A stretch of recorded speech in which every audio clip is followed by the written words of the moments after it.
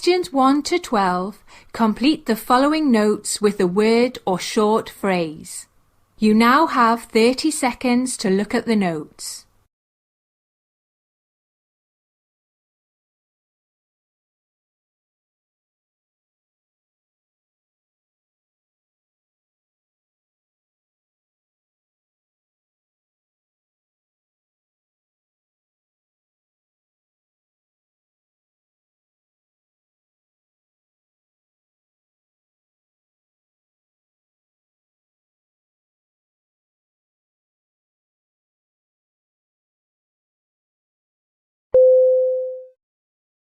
Hello, so I see you made the appointment today because you've noticed some bruises on your legs? Yes. At first I thought I might have bumped into something without noticing. I did not think much of them at first. You see, people get bruises all the time, but then these purple badges of honour, as I called them initially, didn't go away as they should. That was when I started to pay more attention to them. And when I see more of them, I felt I had to see someone. So how long ago did you start noticing the bruises? Was it 2 months ago? No, I don't think it was that far back. If I had to put a finger on it, I'd say probably about a month and a half ago. Yes, that should be right about the time I had that first bad menstrual cycle. Bad menstrual cycle? What do you mean by that? Was there a lot of cramping? No, no pain or anything of the sort. It was just abnormally heavy. I am 36 years old, and so I'm pretty familiar with my cycle, but these last two periods made me feel like a teenager all over again. I see, and any other unusual bleeding? It's funny you should mention that. Yes, I had a major nosebleed about 3 weeks ago. It was so strange because I've never had one in my life before then. But one day I was at work and in the middle of a phone call with a client, and boom, I noticed blood dripping on my desk. It took about 15 minutes or so to stop. I see. That must have been quite distressing for you to have that happen at work. Does anyone in your family have any bleeding disorders? No, not that I'm aware of. Right. And have you made any changes to your lifestyle recently, such as starting to drink or smoke? No, not at all. I've never smoked and I only drink occasionally, like at parties or social events, things like that. I have an 11-year-old daughter to take care of, so not much time for going out and drinking. So I can see that you have multiple areas of purpura on your legs. Here are some more on your abdomen and arms, but these are not as severe as the ones on your legs. They vary in colour quite a bit, from black purple to yellow. Yes, that is how they've been for the last month or so. More on my legs and with a rainbow of colours. I also see that you have two bullae in your mouth. Have you had any incidents of your gums bleeding? Yes, a bit, like when I brush my teeth, but it does seem to take quite a long time to stop. Oh dear, are all these bleeding episodes related to my bruises? Well, we'll see if we can figure that out today. So here I have the results from the blood tests that I ordered when you called in to make the appointment. There are a few areas of concern, such as your hemoglobin is slightly lower than the normal range, but that is not what is most concerning. What worries me the most is that your platelet count is far below the normal range. How far below? What does that mean? Let's just say that your platelet count is almost non-existent compared to what is normal. To put some numbers on it, people normally have 150,000 to 450,000 platelets per microliter of blood, and your platelet count is at 4,000. Oh no, you are right, almost non-existent. But what does that mean? Platelet defects can cause spontaneous purpura or bruising on the skin, and they can also result in unusually heavy menstrual flows and bleeding from the gums or nose, all symptoms that you have experienced. Other symptoms include prolonged bleeding from cuts, bleeding in urine or stool, and jaundice, which you are not experiencing at this time. So what causes it? There are two possible causes: reduced production of platelets or decreased survival of platelets. We will have to run further tests to see what category you fall into, but for now you are going to be immediately referred to the hematology unit for a platelet transfusion. With platelet counts so low, you are at a high risk for a major spontaneous bleed. And is this something I will have to deal with for the rest of my life? Yes, unfortunately, the disease tends to run a remitting and relapsing course, but as long as it is managed.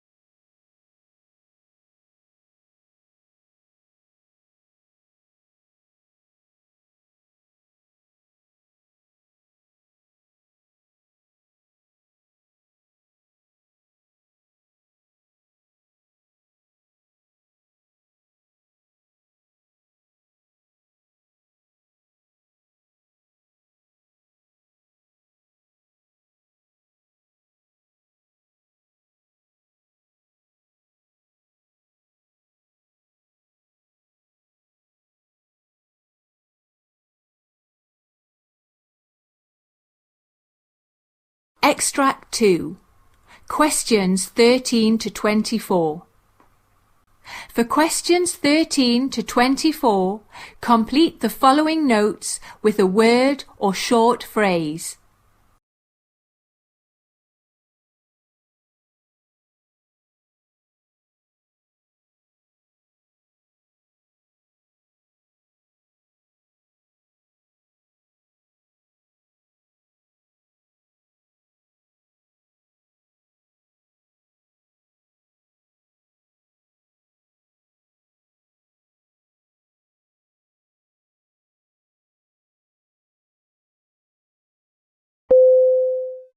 How are you today? I'm okay, Dr. Silverson, but do call me Sally.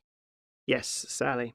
So we saw each other a couple of months ago for your yearly checkup, so I was quite surprised to see your name down for an appointment today. Yes. Dr. Silverson, I hesitated to make this appointment because there really isn't anything specifically wrong with me, but I just cannot shake the feeling that something is wrong. What do you mean? I mean, if you feel poorly, then something is likely wrong, especially considering that you did turn 85 last month. Can I just say, you don't look a day over 65, but records don't lie. Thanks very much. I have actually been telling people I'm 70 to see if I can get away with it. Wow. Yes, you are right. My age makes any health issue more serious. So what seems to be the problem? Well, I've been feeling so tired lately. I started noticing it when I had my grandkids over for Christmas. That was 4 months ago, was it? No, Christmas was a good 6 months ago. Oh, dear me. Where has the time gone? So, yeah, if I were to trace it to a time when it started, I'd say Christmas. But when I came to my checkup, I didn't mention it because I just thought it was, well, old age, I guess. But I'm still feeling quite tired, months later. Okay, anything else besides the tiredness? Any loss of appetite or nausea? Now that you mention it, I have not had much of an appetite lately, and I do sometimes feel a bit nauseated. Let's see how your weight is looking. Oh my, so when you came in for your checkup a few months ago, you'd lost 1 kilo, which wasn't so alarming at the time, but since then, you've lost 7 more kilos in just a few months. Seriously? I knew my clothes were a bit looser, but that's a lot. Also, I just in the past 3 weeks started experiencing some generalized itching and cramping in my muscles. It comes and goes, but I think it started about 3 weeks ago. So let's see. I can see that along with these recent changes in your health, you have also been hypertensive for the past 2 decades. Yes, and I've been taking my antihypertensive medication for that long as well. Wait a second, your blood pressure is very high, 190 over 110. We will need to change medications to get it under control. Oh my, that is very high. I promised Doctor I take my medication every day at the same time, right after that Meals on Wheels service delivers my lunch. I never forget. And my daughters are very good about filling my prescription. Other than that, do you have any other problems of late? Well, my girls sometimes comment on my eyes. They say the red reminds them of the time one of them had conjunctivitis. I'm sure they're just exaggerating, but yeah, I guess that's just how it looks. It's not bothering me, though. Right. Anything else? Gosh, if I want to really tell you everything, it'll be a shopping list. But if you must know, this old woman sometimes gets split-second dizzy spells. I could be standing washing the dishes and I would get this feeling that just passes. I'm sure it's nothing. Well, it may be associated with your hypertension. Let's just be sure. Here's what is going to happen next. I'm going to send off for some blood tests to check levels of urea and creatine. But the symptoms that you're describing, lack of appetite, nausea, weight loss, fatigue, cramping and itching, they're all consistent with end-stage renal failure. Also, it is essential that I do a renal ultrasound. It will allow us to accurately size the kidneys as well as identify causes for renal failure. Renal failure? But I thought the problem was with my blood pressure. Yes, it is, but hypertension is damaging to kidneys. Will I need dialysis? I've had some friends who have needed it and it seems awful. You may need it, but there are many possible options, such as a hospital and home-based dialysis. We will cross that bridge when we get to it. For now, I am more concerned about...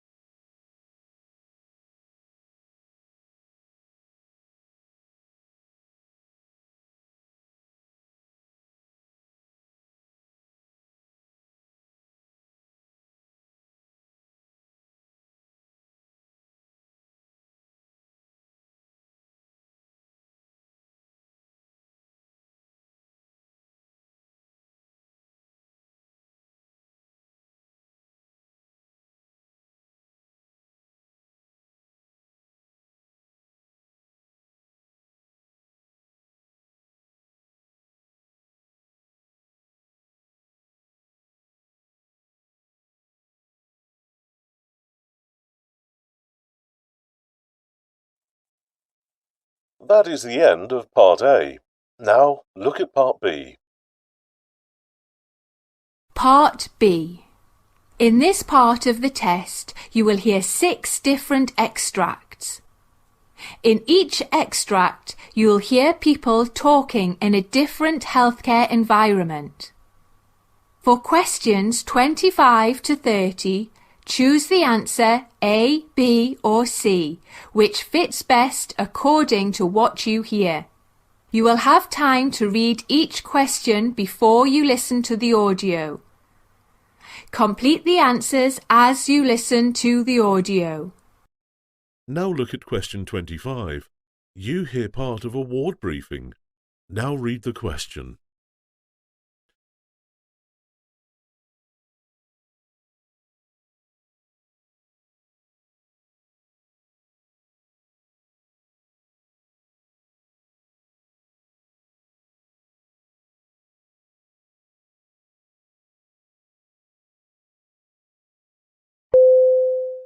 Hello and good morning, everyone. I want to start off today's briefing with a reminder about confidentiality. Confidentiality may seem a very straightforward principle, but translating principle into practice can be problematic, particularly in emergency situations. We often find ourselves in all sorts of situations where it may be difficult to know if patient information should be shared or not, such as with social workers, and that is the particular issue that I want to address today. We must keep in mind that social workers have no more right of access to confidential information than anybody else, except in a limited number of situations, such as when the patient has given consent to the release of information, court order, or when the public interest in disclosing information outweighs the public interest in preserving patient confidentiality. For this last condition, we must look to what the law says. The Data Protection Act lists a number of exceptions that would allow for patient records to be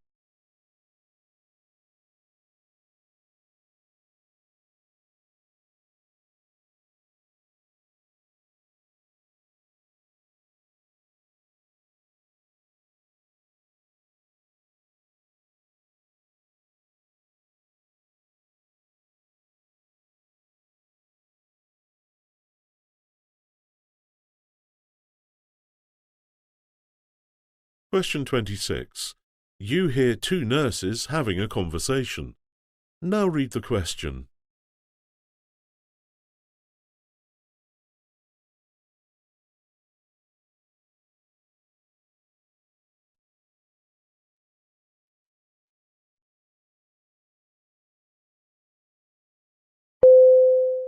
Do you ever feel that a lot of what we do is just talk to people?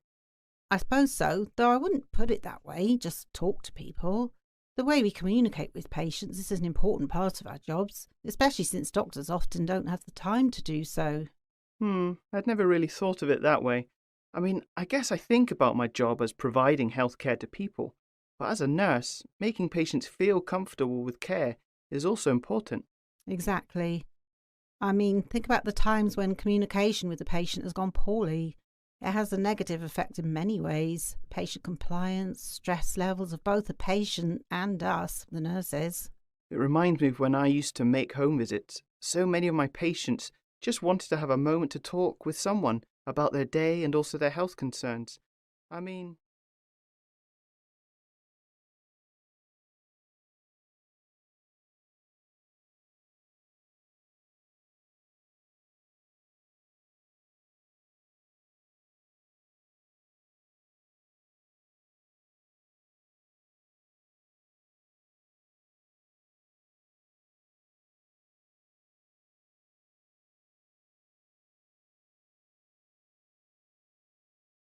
Question 27.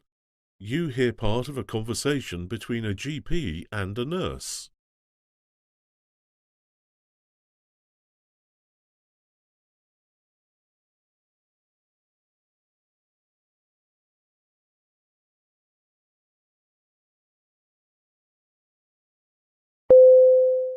So, Dr. Charles, I had an idea I wanted to run by you. yes, Mrs. Nelson, what is on your mind? Well, as our patient load has been increasing, I've been thinking of ways to make appointments more effective for all of us, but most importantly, patients. Definitely. I have been thinking about the same thing myself, but I just haven't had a lot of time to do much investigating. Well, I came across a list of tips for patients to use to make the most of their consultation time. I was thinking we could include this list, perhaps along with a short video, in an email that we could send out to patients with their appointment confirmation. Interesting idea. I mean, it definitely can't hurt, and it probably won't take a lot of time on our end. Can you tell me about some of the tips? Certainly. Well, the first is quite simple. Write down a list of questions and concerns before your appointment. And the next is be prepared to take notes about what the doctor says. The next is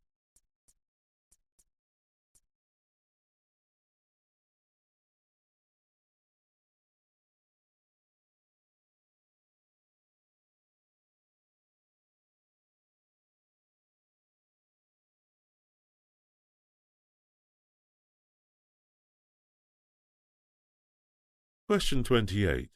You hear part of a training on an addiction treatment program. Now read the question.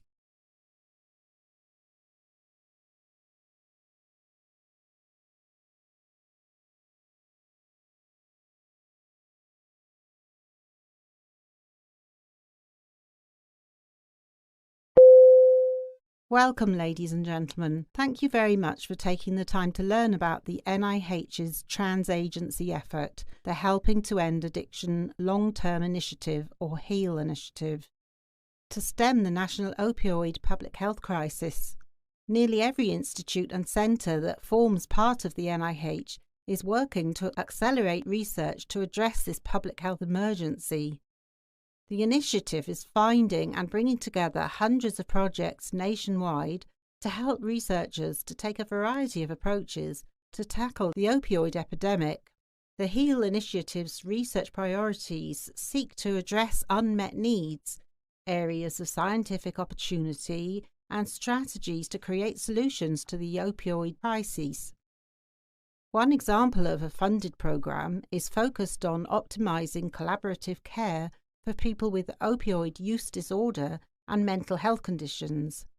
I'm going to talk about this program in detail for the next few minutes in order to give you a better idea of the type of research we are looking to add to this effort.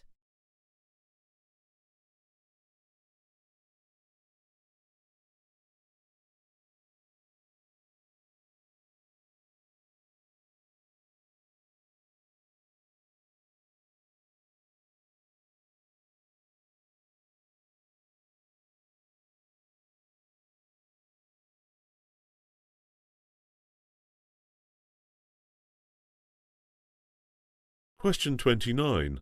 You hear part of a conversation between a junior and senior doctor. Now read the question.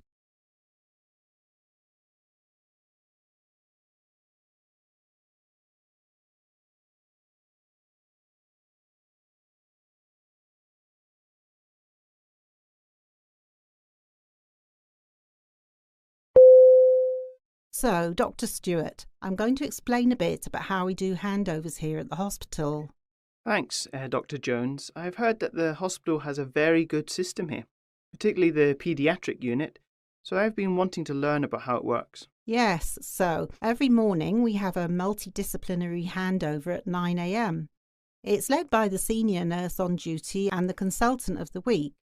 This handover takes place in a specific room, and all of the outgoing night team and the incoming day team attend. Okay, so that's the morning handover. What time does the afternoon handover take place? That happens at 4:45, and then there is an evening handover at 9:30. Okay, so there are 3 handovers a day. And what?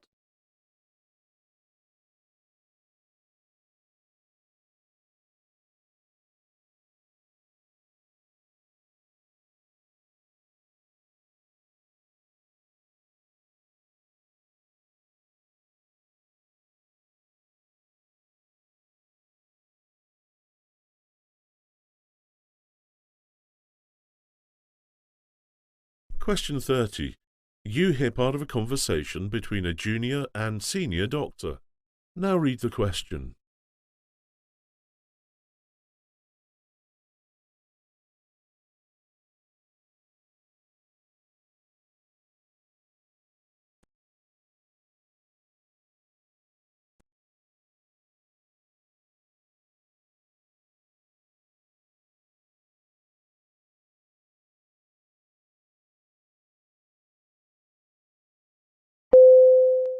Dr. Alex, would it be okay if I explain what I'm seeing in this chest x-ray to see if I'm on the right track? Absolutely. So what do we have here? So, I'm seeing what I think is a lung mass here. Do you see it? It is in the anterior part of the first rib, near where the bone meets the calcified cartilaginous part. Oh yes, I see it. Well, some patients have an extra joint there that can simulate a lung mass. So it isn't a lung mass? Likely not, but you might consider getting another angle to see.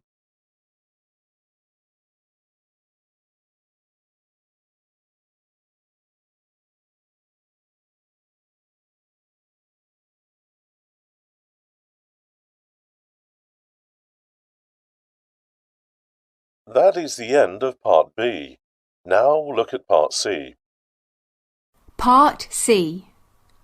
In this part of the test, you'll hear 2 different extracts. In each extract, you'll hear health professionals talking about specific aspects of their work. For questions 31 to 42, choose the answer A, B or C, which fits best according to what you hear. Complete the answers as you listen to the audio. Now look at Extract 1. Extract 1. Questions 31 to 36. You hear an interview about the use of technology in medicine. You now have 90 seconds to read questions 31 to 36.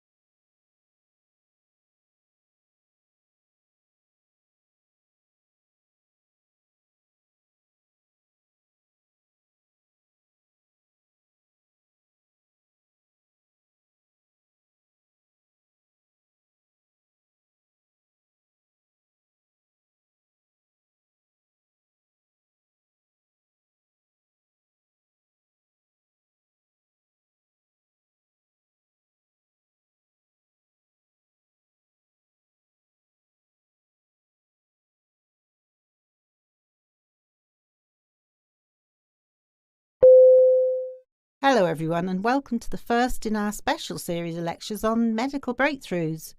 Today's guest is going to talk to us about a recent discovery in the use of machine learning. Welcome, Dr. Atkins. Thank you very much for your kind introduction. I am very excited to be here today to talk about my team's research. So, let's start off by having you give a brief introduction. I mean, this is an area that is completely new, so we need to have a foundation before going into the details. Of course. So, my team has recently discovered a neural signature that can help to predict whether individuals with depression are likely to benefit from sertraline, a commonly prescribed antidepressant medication. That is wonderful news.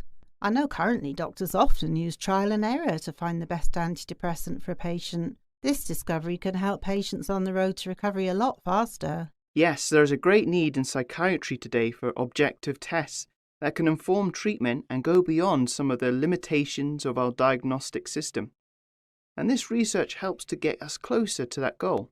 As a researcher, I am particularly excited about these findings because they show the potential of bringing sophisticated data analytic methods to psychiatry. So let's go more into the details of those sophisticated data analytic methods. Okay, but first, let me back up a bit to some previous research that led us to this current research. So, earlier research suggested that specific components of brain activity, as measured by resting state electroencephalography, could give us some insight into how people will respond to certain treatments. So we used this insight along with insights from other fields such as neuroscience, clinical science, and bioengineering to build an advanced predictive model. From there, we developed a new machine learning algorithm to analyze the electroencephalography data. Okay, and what exactly is the model predicting or analysing? The idea is that the algorithm can identify robust and reliable signatures of antidepressant treatment response. We use the algorithm to analyze data from participants in a large clinical trial of the antidepressant medication sertraline. Specifically, we applied the algorithm to the participants' pre-treatment data to see if machine learning could produce a model that predicted participants' depressive symptoms after treatment. Okay, just to make sure I understand. So you knew there was a way of analysing brain activity to see how well patients would respond to a particular medication for depression?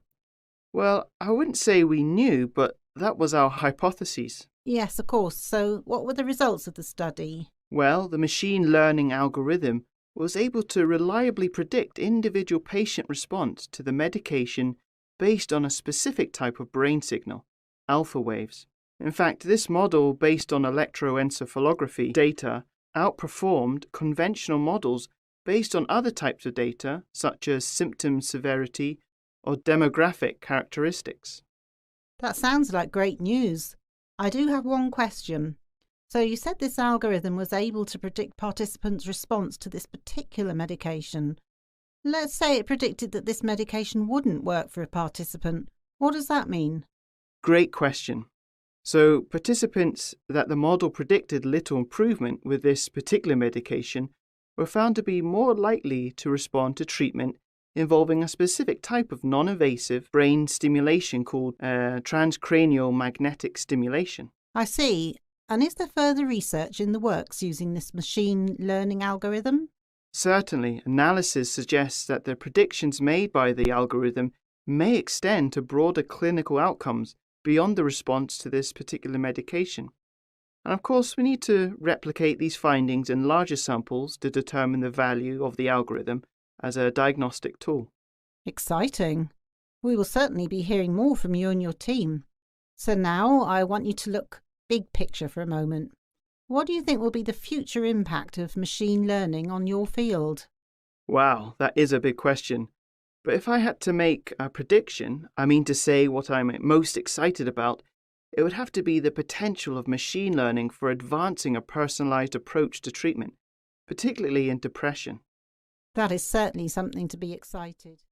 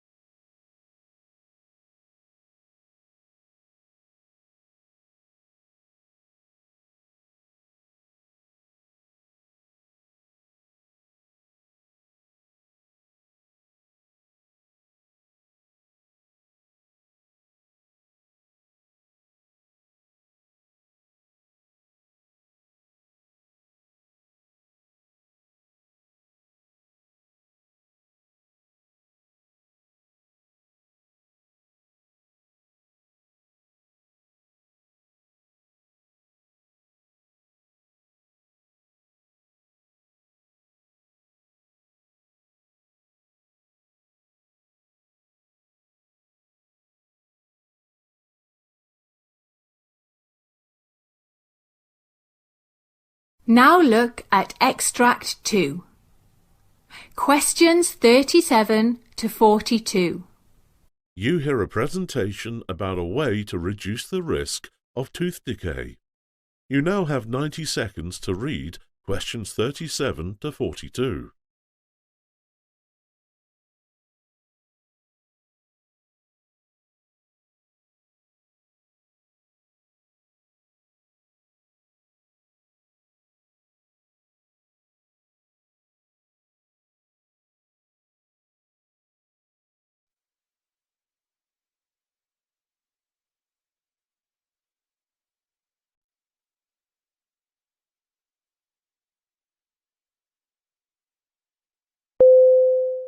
Hello everyone. Today I'm here to talk about a very simple and low-cost way of reducing the risk of further tooth decay in young children by more than a quarter. Yes, by more than a quarter. So first, let me back up a bit and tell you about the statistics that prompted this research, as well as the research that helped us come to this finding. First of all, nearly a quarter of all 5-year-olds in the United Kingdom experience tooth decay. In particular, children from the most deprived areas have more than twice the level of decay than those from the least deprived. Another statistic that some of you may not be aware of is that tooth decay is the single highest reason for children to be admitted to hospital, with nearly 34,000 children aged 9 or under admitted to hospital to have teeth extracted in the last year. In addition to causing pain, sleepless nights and days of missed school and work for children and their families, each extraction costs the NHS around £1,000 and normally needs to be done under general anaesthetic. We can certainly say that this is an unpleasant experience for all involved and a completely avoidable expense. In addition, evidence shows that children who have baby teeth taken out are much more likely to get decay again in their adult teeth. Recent research in this area suggests that parents often know what has caused the tooth decay in their young children, but find it very difficult to change habits, so they find it hard to know where to start. So, the trial that led us to the finding I mentioned at the beginning of my presentation took place in 12 centres in the United Kingdom and involved over 200 families of 5 to 7-year-old children having baby teeth extracted in hospital. In order to tackle the problem of tooth decay and difficult to change habits, my research team developed a talking intervention for trained dental nurses to have conversations with parents of children who were having teeth extracted. The conversations with dental nurses focused on how families could prevent tooth decay in the future and on how to choose goals that they felt they could achieve. To give you an idea of how this approach was different from what is normally done, here is what one of the nurses involved in the study had to say. She said that she finds that if we give lots of information and guidance all at once, it can be overwhelming for parents. In this trial, we help families choose 1 or 2 actions. For example, it might be to help brush their children's teeth at night or stop giving a sugary snack at bedtime. It became the parents' goal, not ours, and so they could see a way forward and they took ownership of the situation. 2 years later, we compared outcomes for these children with those who had been given standard advice after regular visits to the dentist. And we also asked the children's dentists about care provided. We found that nearly 2/3 of children in both groups went back to the dentist. However, the children whose families had not spoken to the specially trained dental nurses needed many more fillings. Children whose families had set their own dental health goals had significantly healthier teeth and had a 29% lower risk of having new tooth decay. Our main conclusion from this research is that when we change how we talk to parents about prevention, their children go on to develop fewer cavities. The key is helping parents to choose 1 or 2 behaviours they feel they can change for their child, rather than us telling parents what to do, and that makes the difference. So it turns out that a simple and cost-effective method to reduce tooth decay in small children is a conversation, one that seeks to create a partnership between parents and dental service providers. I think we can also all agree that this is much more pleasant for all involved, and the habits established by the children involved in this study will likely have a positive effect on all areas of their health. We are currently in the process of developing our work into a training module for dental nurses in the NHS and hope to make it available in the next couple of months.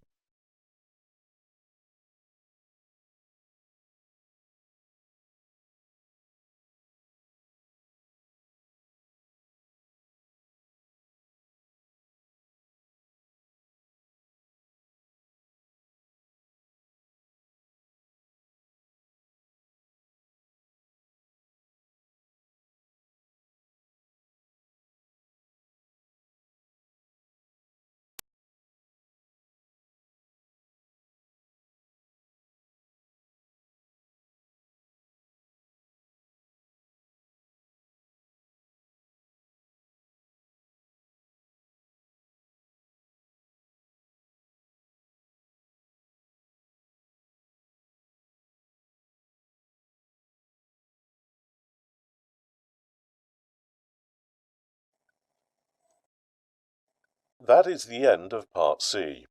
You now have 2 minutes to check your answers.